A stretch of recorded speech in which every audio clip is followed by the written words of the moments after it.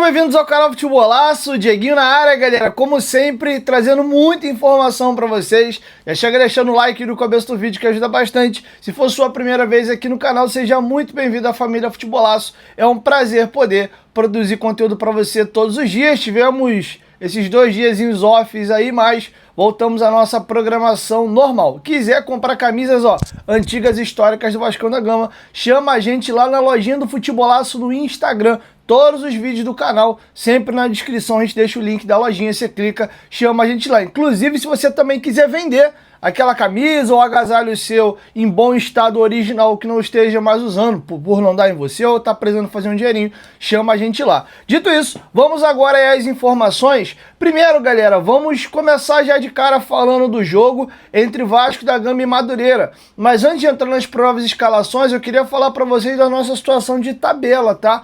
O Vasco está numa situação de alerta. Não digo de muito perigo, mas de alerta a depender do que vai acontecer hoje. Tá passando para vocês na tela? Olha como o grupo da gente embolou. O Fluminense venceu o Botafogo ontem e garantiu matematicamente a sua classificação para a próxima fase. O Botafogo, mesmo com derrota pelas combinações de resultado, também já está garantido na próxima fase. Mas o grupo do Vasco tem o Fluminense liderando com 12 pontos. O segundo nesse momento é o Bangu com 9. Aí o Vasco tem 7, o Volta Redonda tem 7, o Sampaio Corrêa tem 7 e a Lanterna Portuguesa tem 4. Só que o Volta Redonda joga hoje às 5 horas da tarde com o Maricá, na casa do Maricá, lá no estádio João Saldanha, e o Vasco fecha a rodada às 8 horas da noite. Então o Volta Redonda ainda pode botar mais pontos aí na tabela. Vamos traçar aqui cenários. Se o Vasco vencer hoje a equipe do Madureira, o Vasco salta para 10 pontos,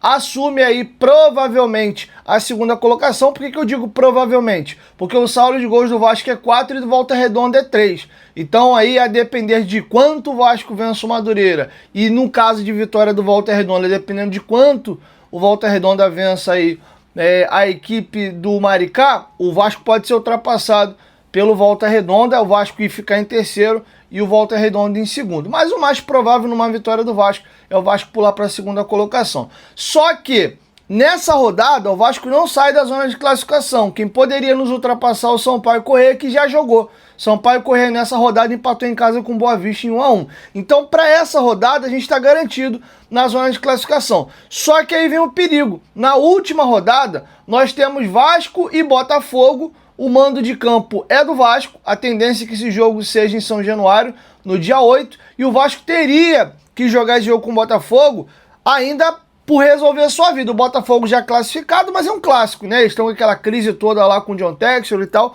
Então, vitória, ainda mais em clássico, vai dando uma apaziguada, uma amenizada no incêndio que está tendo nesse momento lá em General Severiano. Tá bom? Então, o Vasco, nesse momento, tem exatamente a mesma pontuação do Volta Redonda e do Sampaio Corrêa, podendo ser ultrapassado pela equipe do Volta Redonda nessa rodada, se empatar ou perder. Mas por que eu acho que a situação apenas é mais um alerta do que uma preocupação real? O time que de fato pode nos tirar da classificação para as quartas de final do Campeonato Carioca é o Sampaio Corrêa. Só que o Sampaio Corrêa na última rodada tem um Flamengo no Maracanã. Então qual é a chance do Sampaio Corrêa contra o Flamengo no Maracanã? Ainda mais o Flamengo precisando vencer para avançar. E aí, aproveitando um breve comentário, ó que loucura, né? O Flamengo estava praticamente eliminado e desde que o Flamengo perdeu para o Fluminense, todos os resultados, sem exceção, todos favoreceram o Flamengo. O Flamengo podia ter sido eliminado na 4ª rodada, na 5ª rodada, mas não vai rolar. Todo mundo pipocou e eu acho que a chance do Flamengo classificar agora é gigante, porque ele precisa só vencer o Sampaio Corrêa no Maracanã na última rodada e precisa de que pelo menos uma das 3 equipes que estão na frente do Flamengo tropece. Então é bem tranquilo. Uma equipe que o Flamengo precisa passar aqui na última rodada, o Boa Vista. O Boa Vista joga fora de casa com o Bangu, em Moça Bonita, Bangu hoje, que é o segundo colocado do nosso grupo. Outro time que o Flamengo tem que dar uma secada, o Madureira. O Madureira tem fora de casa a equipe do Volta Redonda, que é dos pequenos sempre o que dá mais trabalho. E o Madureira, não, Madureira eu falei. E o Nova Iguaçu, esse é o que tem um jogo mais acessível, mas também joga fora de casa contra a Portuguesa, que nesse momento é a lanterna do nosso grupo. Então basta um desses resultados aqui bater e uma vitória do Flamengo, ele tá dentro, tá? E aí eu queria de novo demonstrar a minha irritabilidade com esse elenco do Vasco, porque no final das contas o Flamengo vai classificar e o fiel da balança vai ter sido o Vasco. Porque se o Vasco tivesse empatado ou ganhado aquele, não precisava nem ter ganho, tivesse empatado, o Flamengo nesse momento tinha 2 pontos e já estava eliminado matematicamente. Não teria chance nenhuma de jogar o quadrangular final, tá? Então o Vasco botou o Flamengo nessa condição. O Fluminense ganhou do Flamengo esse ano, o São Paulo ganhou do Flamengo esse ano, o Corinthians ontem ganhou do Flamengo. Todo mundo consegue, vez ou outra, dar uma porrada no Flamengo. É só os jogadores do Vasco que entram de fralda todo cagado para pegar o adversário, tá bom? Então essa é a situação de campeonato. E agora vamos para a partida, né? O Vasco deve ter um time muito mexido. Vou ser bem sincero com vocês, qualquer time que eu falar aqui para vocês é mero chute, e eu não vou nem dar uma provável escalação, porque o Diniz vai mexer muito no time, deve ter uma mescla, alguns titulares vão ficar, outros vão sair. O Léo Jardim, não sei se joga, porque o Fusato foi bem contra o Boa Vista, e aí de repente vamos ver o Fusato de novo para ver se aquilo foi um lampejo, ou se de fato ele está se recuperando nessa temporada. Era goleiro do Palmeiras, chegou a ser seleção de base, e no Fusato, no Vasco estava sendo uma tragédia, mas contra o Boa Vista ele foi, se não o melhor não, porque o Rojas jogou muito bem aquele jogo, o Andrés Gomes também, ele foi um dos melhores jogadores em campo e responsável direto pela vitória do Vasco, até que o 3-0 foi mentiroso naquele dia, mas, cara, é bem uma incógnita. O Paulo Henrique, se tiver condições, né, teve um probleminha no pé, já não joga um tempinho, acho que joga. Coutinho, Nuno, esses jogadores aí é certeza de estar fora pelas questões físicas que a gente já sabe. O Andrés Gomes está jogando todos os jogos. Até os jogos do Expressinho ele entrou no segundo tempo. Esse jogo alternativo do Boa Vista ele começou. Já vai botar o Andrés Gomes para jogar de novo? Não sei. Talvez ele puxe o Andrés Gomes para dar uma segurada na carga. Acho que o menino Mutano, esse deve ganhar uma oportunidade, ter entrado bem nos jogos no segundo tempo. O Rinestroso e o Brenner vão estar relacionados. Começam o jogo, entram no segundo tempo. Acho que o mais provável é eles entrarem no segundo tempo. Jogar ele 30 minutos, talvez 45 vindo do intervalo, pegando o adversário já mais cansado. E aí, para o jogo do Botafogo, tem uma chance deles iniciarem a partida. Tá? Lembrando que os jogadores, antes do jogo do Mirassol, tinham treinado apenas uma única vez com a equipe. O Vasco jogou com o Mirassol na quinta-feira, ainda sexta-feira treinou lá em São Paulo e depois veio, né? Domingo tem folga e tal. Domingo? Não, ontem não foi folga não, porque o jogo foi na segunda-feira. Provavelmente eles tiveram folga na sexta-feira, treinaram sábado e domingo e o jogo é hoje, tá? Então se eles tiveram 3 treinos ali com o time, foi muito. Então a tendência é que eles entrem no segundo tempo, já podendo de repente começar o jogo com o Botafogo, tá bom? Vou trazer para vocês o provável time do Madureira. O Madureira teve troca no comando, o treinador deles foi demitido após a derrota para a partida contra a Portuguesa, resultado esse, né, que ajudaria muito aí a ferrar o Flamengo. O Toninho Andrade, que foi campeão da Taça Rio com o Madureira em 2015, volta a comandar a equipe, tá? O time deve levar a campo Neguete no gol, Júlio César na lateral direita, Marcão e Jean na zaga com o Julião, ele mesmo, ex-lateral esquerdo do Vasco.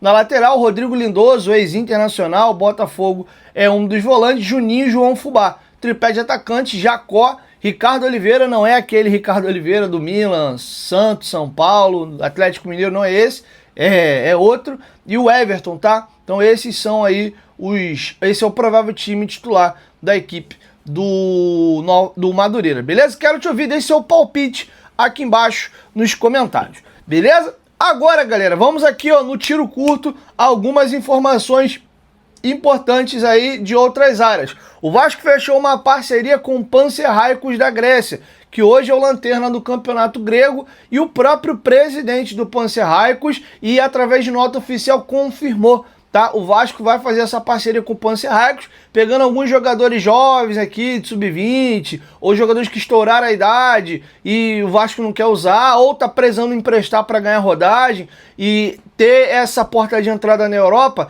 O Vasco fechou essa parceria com o Panathinaikos. Já falei para vocês que alguma coisa devia estar acontecendo porque o Alex Teixeira foi para lá. é bem verdade que ele já não era mais jogador do Vasco. E logo na sequência vai o Riquelme e tá confirmado de maneira oficial, tá? Inclusive, eu vou ler para vocês aqui algumas aspas do Tazos Cassias, que é o presidente do Panserraicos, falando dessa parceria.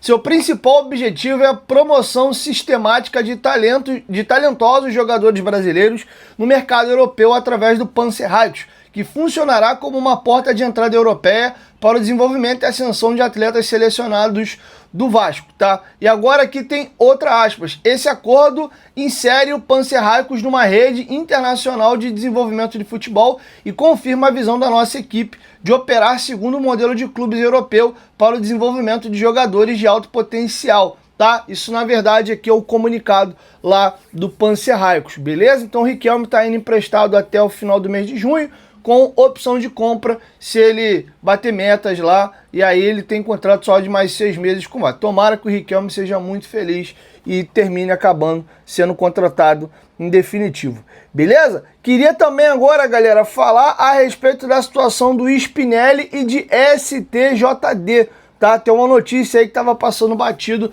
importante. O Vasco fez 2 propostas para contratar o Spinelli, que foram recusadas. A primeira era um empréstimo com opção de compra. Essa proposta foi recusada. Teve uma segunda, do meio para o final da semana passada, empréstimo com obrigação de compra. Se o Spinelli batesse algumas metas, o Independente Del Valle também recusou e já deu um intimato no Vasco. Eu só aceito vender. Negócio de empréstimo com opção ou obrigação de compra não vai rolar. O cara é meu artilheiro aqui, fez 28 gols na temporada.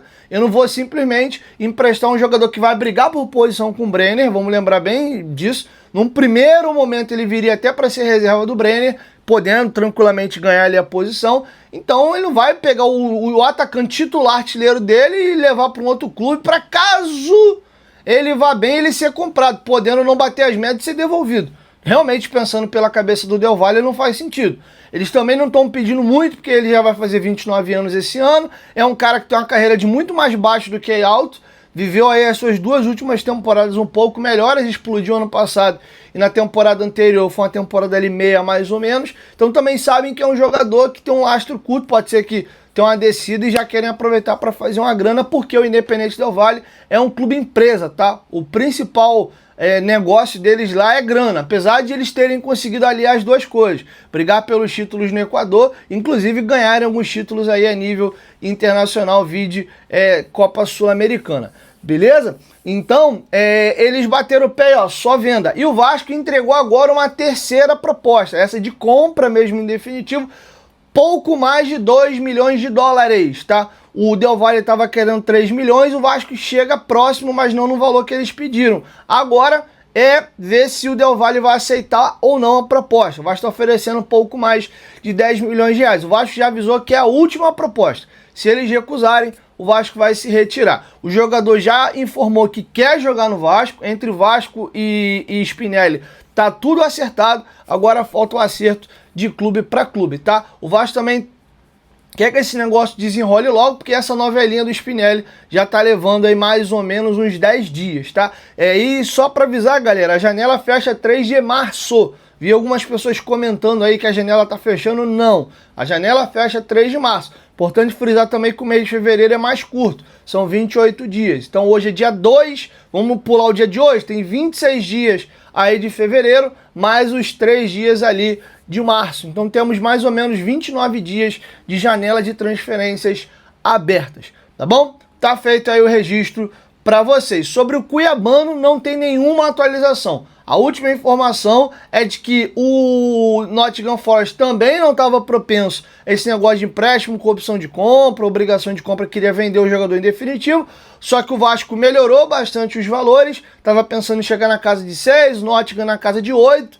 é mais do que o Vasco pagou inclusive nos seus atacantes, seja o Brenner, que é centroavante, ou o Rinestrosa, que é jogador de lado de campo. Então o valor para um lateral tá muito puxado, mas o Vasco definiu o Cuiabano como o nome, tá? Então é uma negociação bem difícil. O Nottingham também não tá desesperado, não tá fazendo muita questão, porque acabou de comprar o jogador, Por outro lado, também não é aquela coisa que está fazendo muita questão. Tanto é que o Cuiabano está jogando com o time sub-23 do Nottingham Forest. Não está sendo aproveitado na Premier League, tá bom? Então tem esses pormenores. Mas a atualização do Cuiabano, por enquanto, nenhuma. O negócio tá meio rateado e sem novidades desde ali do final da semana passada. Beleza? E agora, galera, informação importante.